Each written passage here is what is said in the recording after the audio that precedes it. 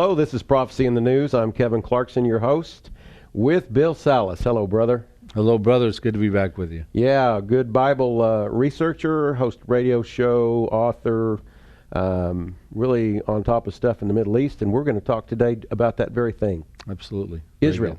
Absolutely. Far from being annihilated, as some are predicting right now, or condemned to nothingness, or even kicked out of the Middle East.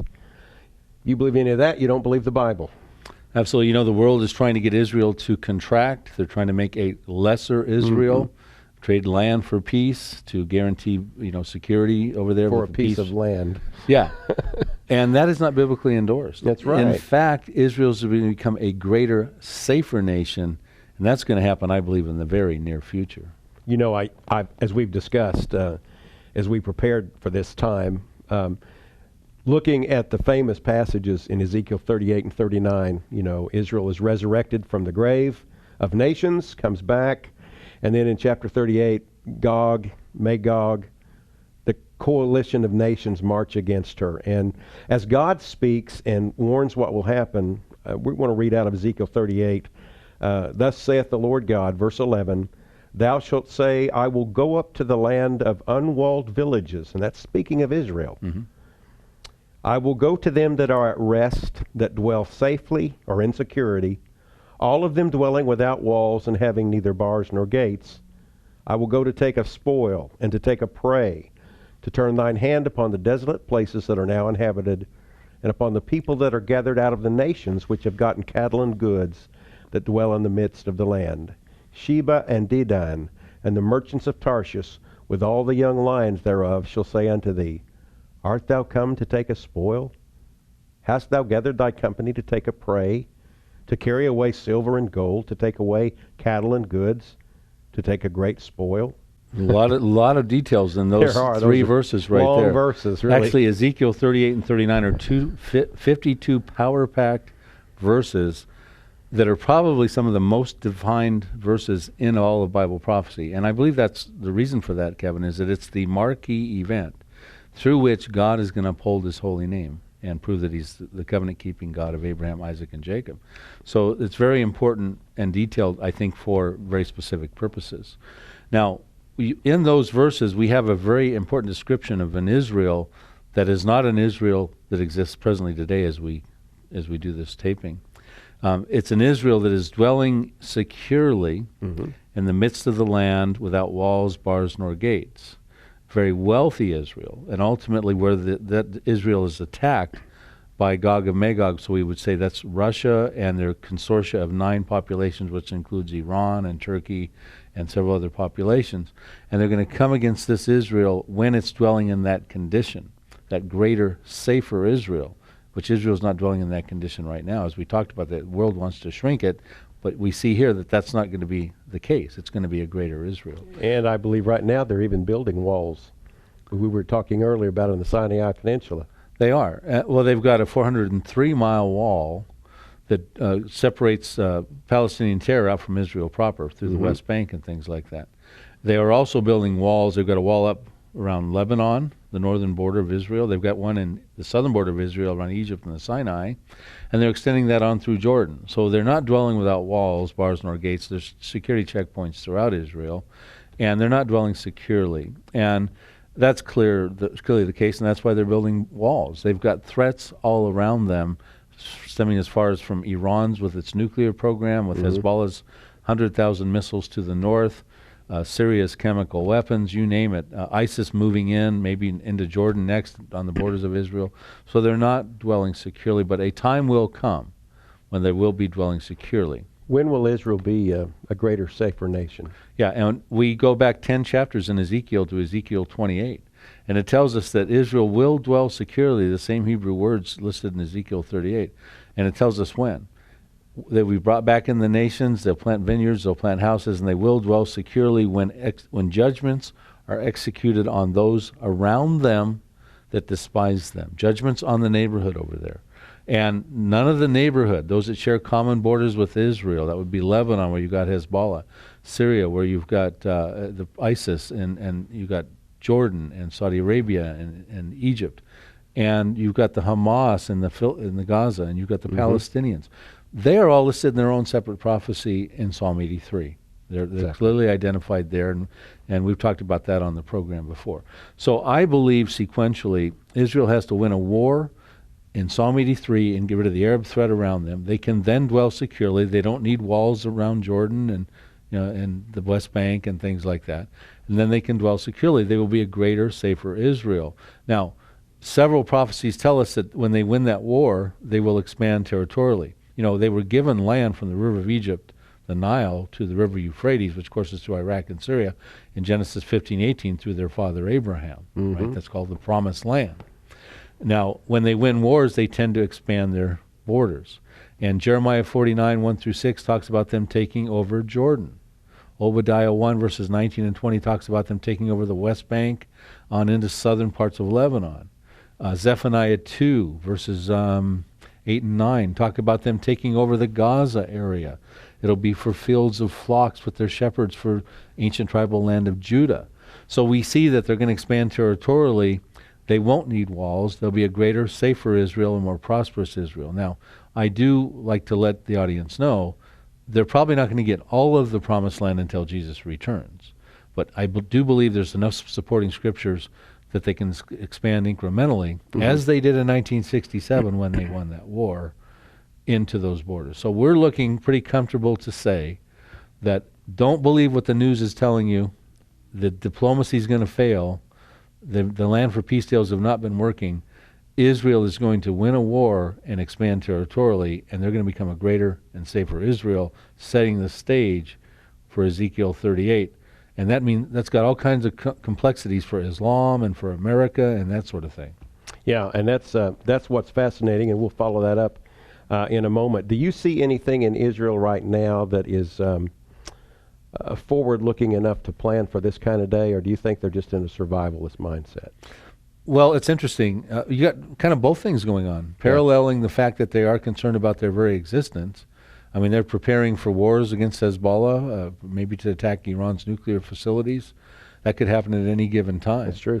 But they are also becoming a very prosperous nation. They're They are. discovering natural gas in the Mediterranean Sea, and other things, and their economy is actually doing really quite well. Remember, Russia's coming after a very robust, prosperous Israel for plunder and booty. So we see that developing. Is that wealthy Israel in place that Russia would put together such a formidable coalition? Not yet, and Israel's not dwelling securely yet. But a time will come where they will dwell securely and they'll be very wealthy, and that will entice Russia to put its coalition together, which, by the way, it's a predominantly Muslim coalition, just like Psalm 83. The 10 countries listed in Psalm 83 that share common borders with Israel, they are all Muslim. And most of the populations in Ezekiel 38, different nations entirely in Psalm 83, are predominantly all Muslim except for Russia. So you've got two major Muslim wars that are going to face off against Israel and get defeated. And so that's going to be devastating for Islam. And let's remember that, there is a lot of Islamic infiltration or immigration into southern Russia. And I had an insider tell me this year that about 1 out of every 10 Russian military are Islamic.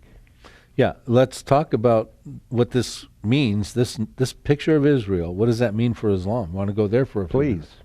Okay, I think it spells disaster for Islam. And you're right about Russia. Estimates are that more than 50% of its population would turn Muslim given enough time, and I think we would take that out to around 2050. I've seen those estimates as well, Kevin. But regardless of that time, because I don't frankly think we're going to be around till 2050, personally. I think this war is going to occur before then. The stage is already being set. Russian relationships with Turkey and Iran and these members involved in the coalition with Russia, those bonds are already being made, okay? So we see that this is already, it's very near. I just don't think it's next because I think Psalm 83 has to happen beforehand. But, so Israel wins a war in Psalm 83 against the Arab Muslims that surround them, and the Israeli Defense Forces are the tool of victory used in that. And I point that out in my Psalm 83 book and the Psalm 83 DVDs and things like that that you guys offer. But Israel's defense forces is not involved in the defeat of the Gog of Magog invasion, that big Russian coalition in Ezekiel 38, nor is America. It's God who stops that. It's God who, through fire, hailstone, and brimstone, stops that formidable, most massive Mideast invasion of all times. But regardless, Israel's defense forces win one war, God stops the other. You have just taken out more than 50% of the world's Muslim populations when that happens. Psalm 83 is a punch to the gut of Islam. Ezekiel 38 is an uppercut to the jaw. I believe these are pre-tribulation events. So by the time you get to the start of the tribulation, the vibrant Islam of today that's got everybody nervous with ISIS moving around in the Middle East and that sort of thing is much more compromised and degraded by the time we get to the tribulation.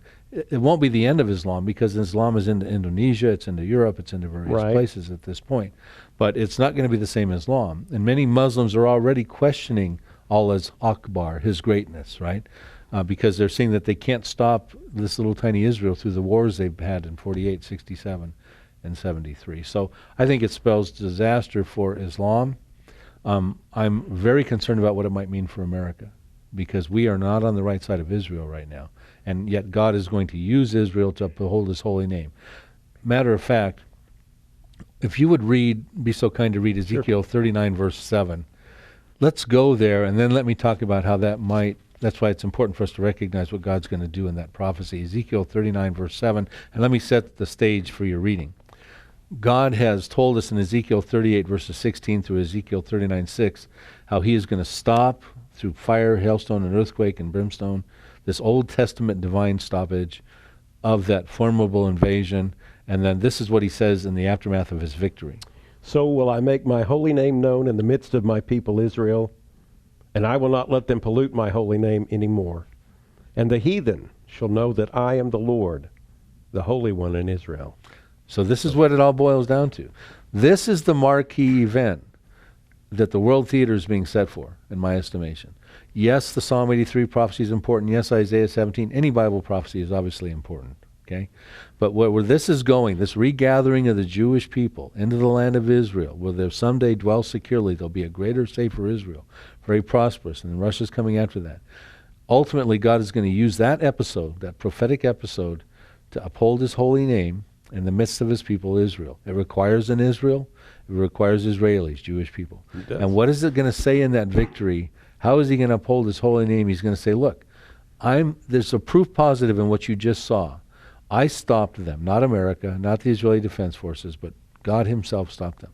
The God of Abraham, Isaac, and Jacob, Abraham, Isaac, and Jacob. And he made an unconditional promise through Abraham. It's God's plan of redemption for man, that he would have descendants forever.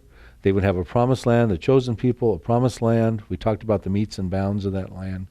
And that was an unconditional covenant that God made with Abraham. And he's going to say, look, I'm a promise keeper. I have upheld my covenant. Russia tried to stop it. Hitler tried to destroy the Jews. I just proved myself to everybody. And now the world, you are on official notice. The nation shall know he's the Lord. You're on official notice, and you need to know now to make the right choice, because an Antichrist is coming on the scene here, and he's going to vie for your attention. So you got God, Jehovah, the Bible, who proved himself as a covenant keeper, and here comes the Antichrist. And I believe that's a pre-trib event, Ezekiel 38, and I spell out the various reasons for that in my teachings. Well, that's good. And, of course, as you've said, but just to capsulize it, Psalm 83 and the consort of nations that are right around Israel, them being destroyed, removing Islam so close, allows this broader coalition of Islamic nations led by Russia. So the one leads to the other eventually, and in between, Israel gains strength and security. Yeah, it's a 1-2 punch. Exactly. And Psalm 83 is a big deal, don't get me wrong. It's going to be like Armageddon. I mean, the whole result is there's carnage, there's destruction, but when all the smoke clears, Jehovah is God. Yeah, well, and everybody knows. That's Ezekiel 38. Yeah. Psalm 83, as big as it is, Ezekiel 38 is the granddaddy. That's right. It's the bigger deal. Ultimately, you have an Armageddon campaign. And that's when the Antichrist leads the armies of the world against Israel in the Great Tribulation, the second half of the 7-year tribulation period.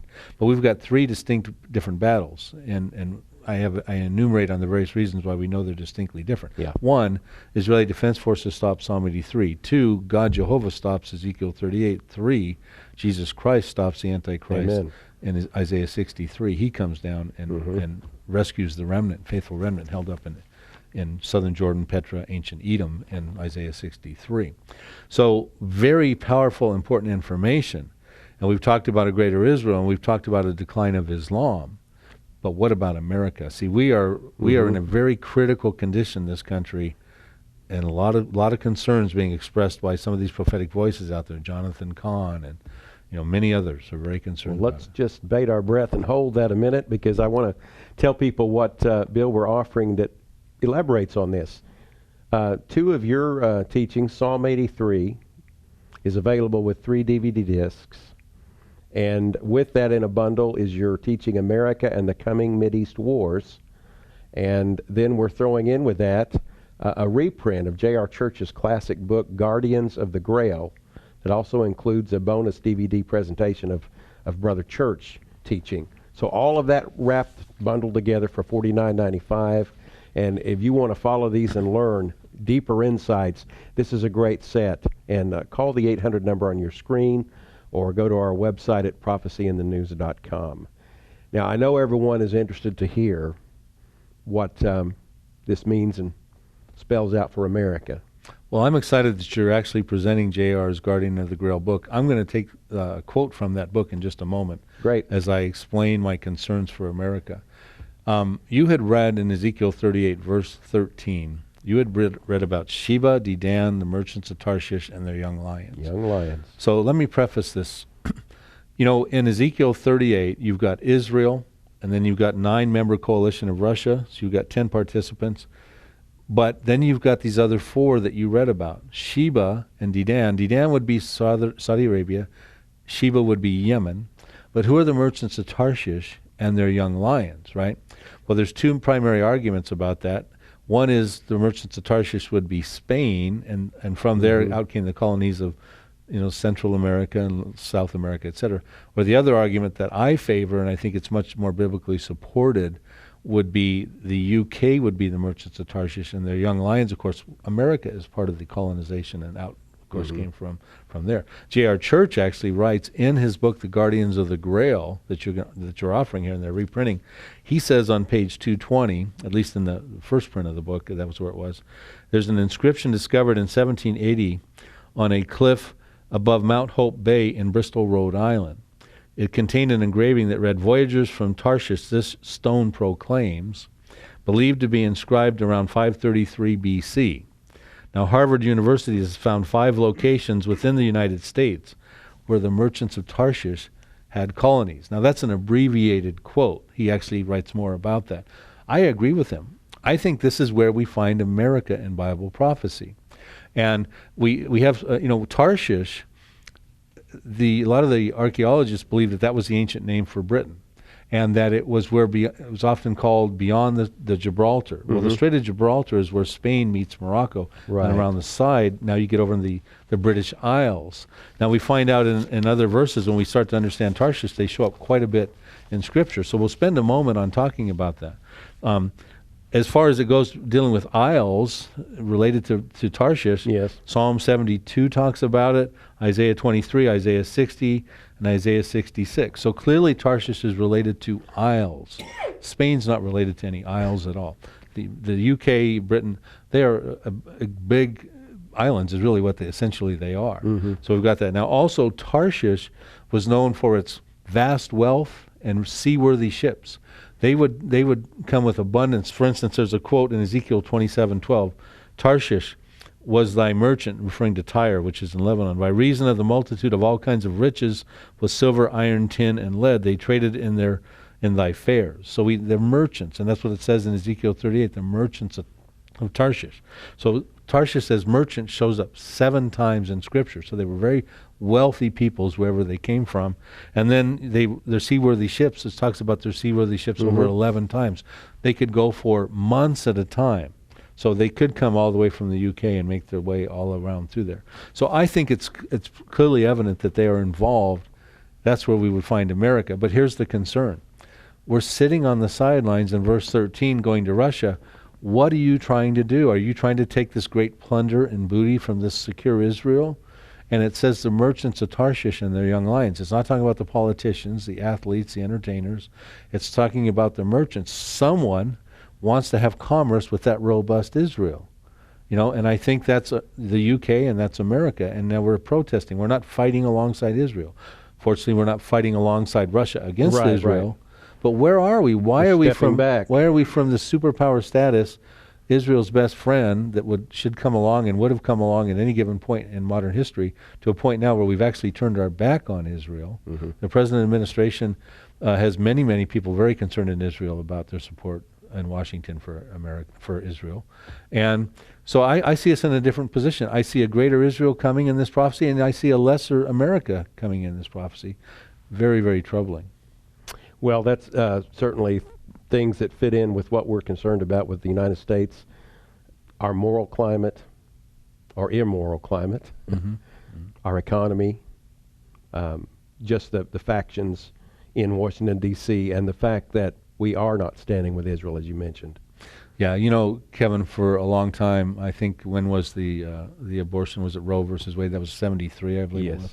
You know, we've had abortion since that time. We're almost nearing 60 million abortions, at the rate of about a million abortions a year. God's justice will not sleep forever. Immorality has plagued this nation. We really did basically kick God out of this culture and government, you know, several decades back. We've got all kinds of problems as a result of that. As far as the fabric of this country, truth has become relevant within the teachings. And, you know, we're in a position now where I think God is warning this country. Now, when we turn our back on Israel, remember that God's foreign policy 4,000 years ago issued to Abraham is, I'll bless those who bless you, Genesis 12, but I'll curse those who curse you. That extrapolates on through to the Jewish people, through Isaac and Jacob, and through the 12 tribes on the Jewish people.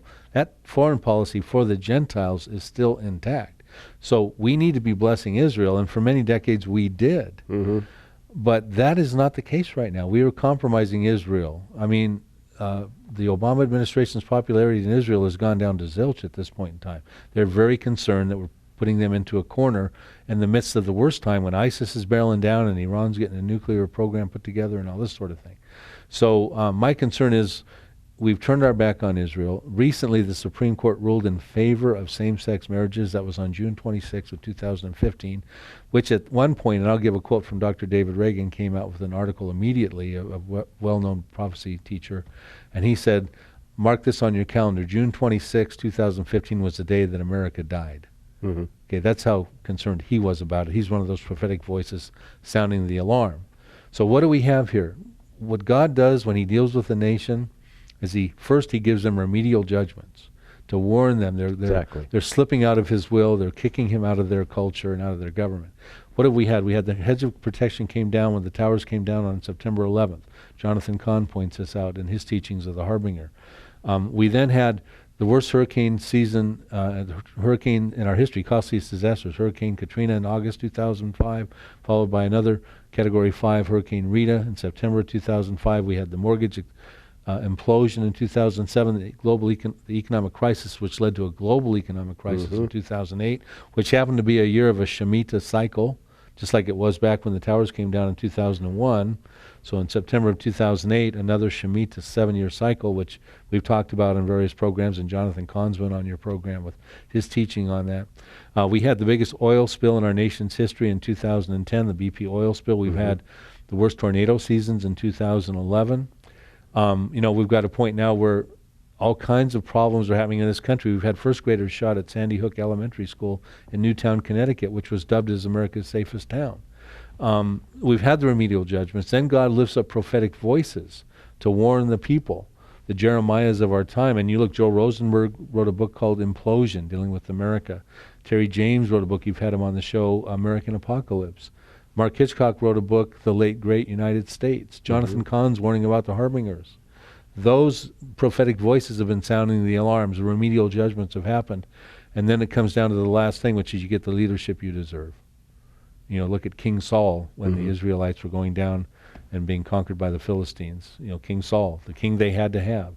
You know, like all the Gentile nations, the Jewish nation needed a king. And so I guess we have to ask ourselves the question, have we been given the leadership we deserve, where we can now rule that the law of the land is that same-sex marriages should be acceptable and that sort of thing. And I'm telling you that I'm very, very concerned that if God doesn't judge this country now, and I'm going to quote Billy Graham, I think it was, who said, if God didn't judge, you know, America, or I think he said San Francisco, where the homosexuality was rampant a while back, then he owes Sodom and Gomorrah an apology. Yeah. That's where we're at, I think, and I'm very concerned, and I think we find ourselves as a lesser country as Israel becomes a greater country, a greater Israel, in Ezekiel 38. Well, Bill Silas, that is challenging to me. It's fascinating. It makes me want to stay and stand with Israel. It makes me want to pray for my nation, pray for my life to be all it needs to be. And if you're watching today, let's be reminded from all of this, we speak of God and knowing Him, but God is the God of the nations as well. He rules over this entire earth. And He sets up kings and takes them down. He raises armies and lets them be defeated. And none can thwart His purpose. So you may feel like you're one person out of 7 billion on the planet, and you are, and so am I. The Lord loves us individually, but let's realize He's got the whole world in His hands. And it all points to the fact that He is working a plan and a purpose. And He's on a timetable, and He promised when all things were ready that Jesus Christ, His Son, would return. And Jerusalem really is ground zero. Jesus will come back to the Mount of Olives, where He left almost 2,000 years ago and ascended back into heaven. This same Jesus will so come in like manner with the clouds, visibly, physically, in His body that He was resurrected in. And the important thing is that you and I would know Him. And so we always want to give the appeal to you. If you've never trusted Christ, maybe you're fascinated about current events or geopolitical factors, or maybe you have an interest in history or prophecy, but you most of all need to know the God who made you. So call on His name. Ask Jesus Christ to come into your life, forgive your sin, change you from the inside out. And it's called salvation. And you'll join the rest of us who keep looking up.